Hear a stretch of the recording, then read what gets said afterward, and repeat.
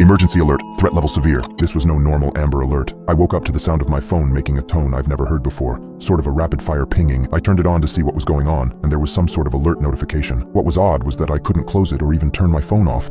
The screen simply would not respond to being powered off. I couldn't screenshot it either. All functions other than scrolling were disabled. But this is what it said. Alert reports of an anomalous signature on radar were reported near your location. Advisory, stay indoors. Bring all house pets inside. Turn off all noise-making devices. Seek shelter in basements or rooms without windows or doors to the outside. Emergency services are suspended until further notice. Threat level is severe. Obey all instructions to prevent unnecessary loss of life or property. Now obviously this was pretty effing concerning. It's late in the season for any large storms, but it's not unheard of, and we've had tornadoes here before.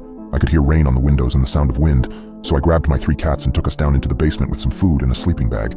My basement is cramped and full of all kinds of junk, and I wasn't thrilled to be spending time down there, but the alternative was clearly not an option. While the cats wandered around digging in boxes and knocking things over, I had time to sit and read the alert over again, which is when things started to seem strange.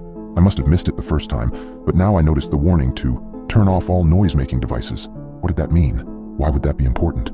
Even with a television at full blast, you'd certainly be able to hear a tornado coming. I only realized something was really wrong when I looked closer at the actual alert itself. The interface of the warning wasn't one I recognized. The border wasn't consistent with any apps or the OS. It had clearly been opened by a third-party app, but I wasn't sure which one or how it could have done so. I wondered if it was a virus. I had to work in a few hours, and I didn't want to stay awake for nothing. Leaving the cats downstairs, I went up and turned on the television in the living room. I wasn't really sure what to expect, but I couldn't help feel another jolt of fear when that same message popped up in a traditional emergency broadcast. That awful klaxon made my heart rate spike, so I turned it off and went back to the basement to wait it out.